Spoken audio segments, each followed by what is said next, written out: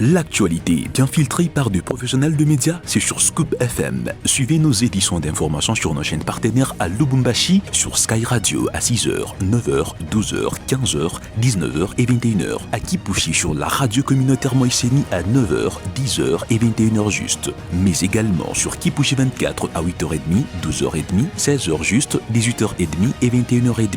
Le journal des Scoop FM passe aussi à Likasi sur Canal CTV 88.4 MHz et sur Unili Radio 88.0 à 6h, 9h, 13h et 20h. Suivez-nous également à Kasumbalesa sur Marafiki Radio 88.8 MHz à 10h, 12h et 18h. Suivez-nous également en Bougimaï sur Télédiéba 89.1 MHz à 7h juste, 15h juste et 23h juste. Scoop FM, l'actualité est en continu sur notre page Facebook et sur notre chaîne YouTube. Pour plus d'informations, contactez-nous au +243 97 62 31 31 9. Scoop FM, la neutralité réelle, la neutralité réelle.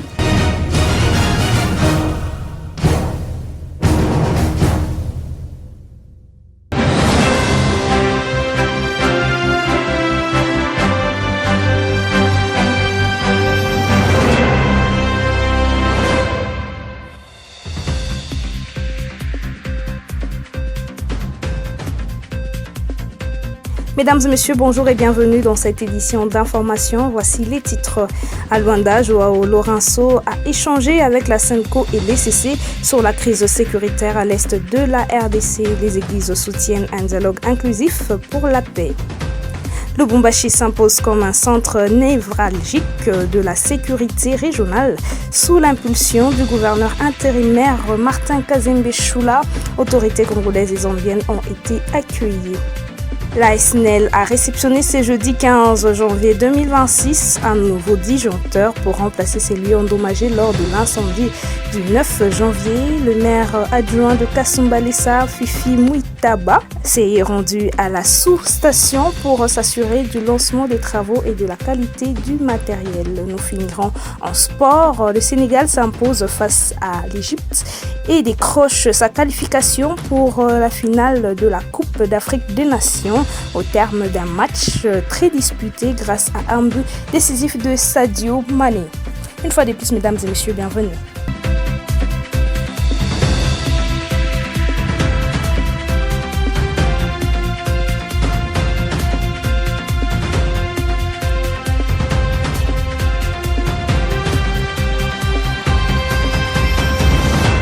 Comme annoncé au sommaire actualité en bref, le président angolais et président en exercice de l'Union africaine, Joao Lourenço, a rencontré à Luanda une délégation de la SENCO et l'ECC, dont Monseigneur Fulgence Mouteba et Monseigneur Donatien Cholet, pour évaluer la situation sécuritaire dans l'est de la RDC, confrontée au combat de l'AFC M23 et à une crise humanitaire.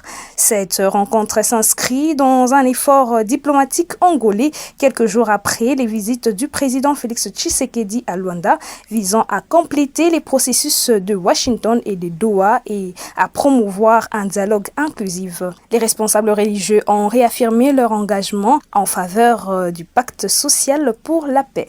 Dans le Kasaï, le tête-à-tête du mercredi 14 janvier à Luanda entre le président angolais, la SENCO et l'ECC est diversement commenté dans la classe politique du Kasaï oriental. Serge Kayeya Moulumba nous fait le point dans ce reportage depuis la ville de Mbujimaï. À la société civile, Marcel Tchubangou du mouvement Filimbi dit bien accueillir la nouvelle de cette rencontre qu'il qualifie de salvatrice pour une paix durable dans l'est du pays. Quand le représentant de la SENCO, de l'ECC était en tête-à-tête avec le président angolais, c'est un message que nous accueillons favorablement parce que on peut régler, on peut trouver la paix à l'Est. Nous voulons qu'il y ait de la paix. Ce responsable du mouvement citoyen croit au dialogue national inclusif comme meilleure voie pour en finir avec les bruits de bottes, même avec les condamnés de justice, mais tout en respectant la décision judiciaire. Le dialogue, c'est le moyen efficace pour régler des conflits. On peut se battre avec des armes, mais finalement, on arrive toujours à dialoguer, à négocier sans armes. Le dialogue aujourd'hui reste aussi une voie à privilégier face à tout ce qui avait été appliqué pour parvenir à une paix, mais qui ont montré leurs limites. Lecture analogue à l'opposition l'opposition où Maître Théo Mbouyi a salué ce face-à-face crédibilisé selon lui par les CC et la Senco. Cette rencontre était salutaire pour la République démocratique du Congo, d'autant plus que la seule médiation congolaise qui a réussi à rencontrer tout le monde, y compris les belligérants, c'est la médiation conduite par la conférence épiscopale nationale du Congo Senco ainsi que le CC. Le président angolais n'a que fait la continuité de ce que cette médiation avait déjà commencé. Ce président provincial du parti politique, UDA original d'André Claude Lubaya, considère le dialogue national inclusif comme canal exclusif pour décrisper le climat politique en République démocratique du Congo. Le dialogue national inclusif demeure une option crédible, incontournable dans la mesure où il y a des Congolais qui sont injustement contraints en exil par le climat politique actuel. Il y a des Congolais qui sont en train d'être gardés dans les geôles des différentes prisons et des cachots. Il y a des Congolais dont les passeports sont confisqués par les services dont la DG. À l'UDPS Fédération de Mbujimayi, Bavomboui Mukuna annonce une position optimiste au dialogue, mais qui doit être absolument initiée par le chef de l'État à l'interne et jamais en dehors du pays. À une question sur le dialogue avec les condamnés de justice, cet ancien député provincial de l'UDPS Mbujimayi propose l'application à la lettre de la décision judiciaire, mais aussi la mise en place d'une commission justice et réconciliation. Monsieur Kanambe Hippolyte, c'est un condamné à mort. Pour nous, il a tué autant de Congolais. Nous devons a priori faire une commission vérité-réconciliation si c'est possible, ou bien carrément appliquer les sentences de la justice. Lui et monsieur Nanga. Mbujimayi, Serge Kayeya, Wamulumba pour Scoop FM. Restons dans le même chapitre. L'archevêque Dodo Kamba vante Martin Fayulu, Katumbi, Mukwege, Sisanga, Matata et Nonga et ouvre la voie à un cadre de pardon, paix, vérité et réconciliation. On peut toujours aider les gens à converger leurs idées pour pouvoir reconstruire ensemble, a souligné sans détour l'archevêque Dodo Kamba au micro de Jean-Marie Kassamba. Ce sont des cerveaux. J'ai toujours cru à leur savoir-faire, à leur capacité. Et les peuples comptent sur eux. Ce ne sont pas les ennemis de la République? Je ne pense pas. Tous peuvent apporter quelque chose. Je crois fermement à leur savoir-faire. Katumbi a fait preuve d'un citoyen qui aime son pays. Et Martin Fayulu, on n'en parle même pas. Denis Sanga, j'ai eu l'occasion d'échanger avec lui. C'est un homme qui est plein d'idées, plein d'initiatives, je pense. Donc il faut les laisser à ces dialogues en homme libre. Non, moi je pense. Et Matata Pogno a apporté quelque chose dans ce pays.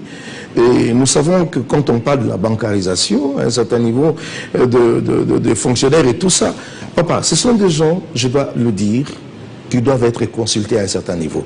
Il faudrait qu'on détruise un peu cette barrière-là. Vous êtes un homme d'épée. Mais je pense qu'on peut toujours aider les gens à converger leurs idées pour pouvoir reconstruire ensemble. Je crois que c'est possible, que ceux qui tiennent les armes trouvent les bonnes raisons de les abandonner. Je dis bien les bonnes raisons de les laisser. Il ne faudrait pas les intimider et suivre une voie qui crée d'obstacles. En fait, ici je dis, lorsqu'on établit des responsabilités, on dit. Et là, je propose une justice transitionnelle. Le service national de retour au camp Luka pour la deuxième fois en moins d'une semaine. 500 bons pupitres produits par des ex-Kuluna ont été remis ce mercredi 14 janvier 2026 par le lieutenant général Jean-Pierre Kassongo Kabwik dans la ville-province de Kinshasa. Le geste est peut-être répétitif, mais sa portée est hautement patriotique. C'est ainsi que les responsables de l'EP1 et 7 Kimpangi, ainsi que du lycée technique Tolendisa Kaoluka, ont salué cette dotation en bons pupitres par le service national au nom du chef de l'État. Dans ce coin presque perdu de Kinshasa, cette attention particulière du président Tshisekedi a tout de suite cédé la place à la gratitude. Nous avons un sentiment de joie, de gratitude pour ce que le chef, notre autorité numéro 1, a fait pour la cité de Kanluka. 500 bons pupitres pour ces 3 établissements scolaires, l'un des résultats palpables de la transformation des jeunes Kuluna d'hier. Un modèle de réinsertion réussi que beaucoup ici appellent à pérenniser. Coup de chapeau au service national pour tout ce qu'elle fait pour les jeunes délinquants. Et nous voulons qu'ils continuent à ramasser encore ceux qui traînent ici au Kanluka pour les embarquer à Kanyamaka CC pour la réinsertion, la transformation, la formation. Comme annoncé au sommaire, le Haut-Katanga s'impose comme un pôle stratégique de la sécurité régionale à Lubumbashi sous la conduite du gouverneur intérimaire Martin Kazembe Choula. L'arrivée du VPM Jacquemain Chabani Luko et l'accueil des hautes autorités congolaises et zambiennes illustrent un leadership affirmé et une coordination régionale renforcée. Les détails sont dans cet élément. Il était 13h48 lorsque l'avion qui transportait le vice-premier ministre et ministre de l'Intérieur et Sécurité a atterri à Lubumbashi. Au bas de la passerelle pour l'accueillir, le gouverneur intérimaire du Haut-Katanga, Martin Kazembe Choula, accompagnait la gouverneure du Lualaba et celui du Tanganyika. Jacquemain Chabani Luko saluera les membres du comité provincial de sécurité avant de recevoir les honneurs de la police nationale congolaise.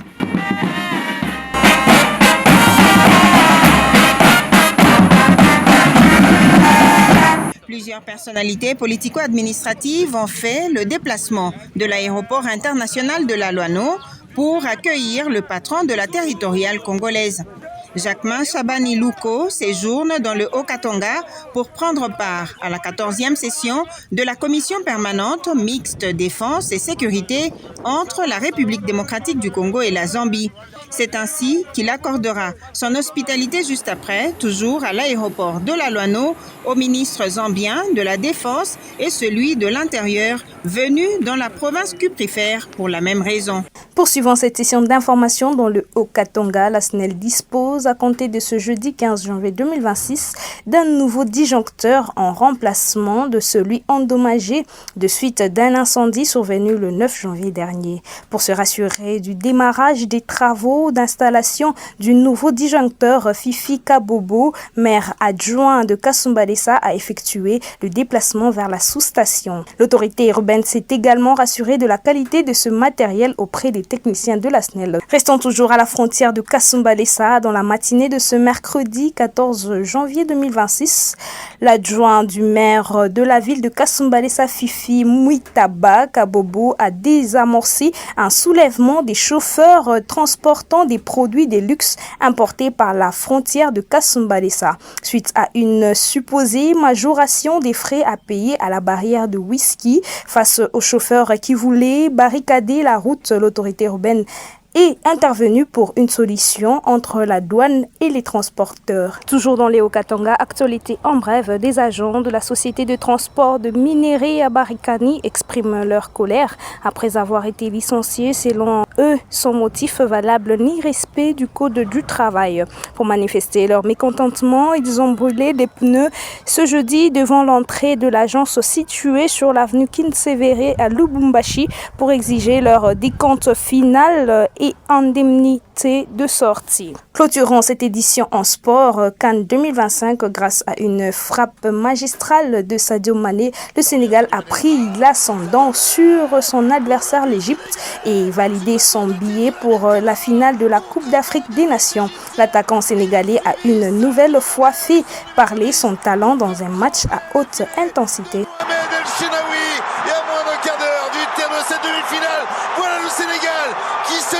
C'est la fin de ce journal présenté par Nike Zumba sous la supervision et la coordination de Christian Mouchampa. Merci de nous avoir suivis. L'information continue sur Scoop FM. Au nom de toute l'équipe, merci pour votre fidélité et excellente suite chez vous.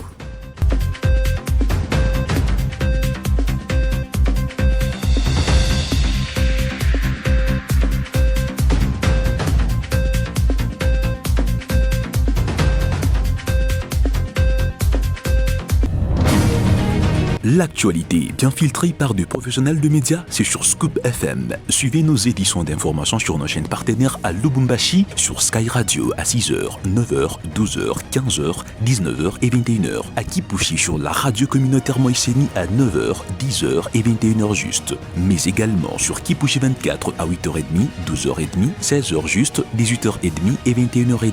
Le journal des Scoop FM passe aussi à Likasi sur canal CTV 88.4 MHz et sur Unili Radio 88.0 à 6h, 9h, 13h et 20h. Suivez-nous également à Kasumbalesa sur Marafiti Radio 88.8 MHz à 10h, 12h et 18h. Suivez-nous également en Bujimaï sur Télédiéba 89.1 MHz à 7h juste, 15h juste et 23h juste. Scoop FM, l'actualité est en continu sur notre page Facebook et sur notre chaîne YouTube. Pour plus d'informations, contactez-nous au plus 243 97 62 31 31 9. Scoop FM, la neutralité réelle, la neutralité réelle.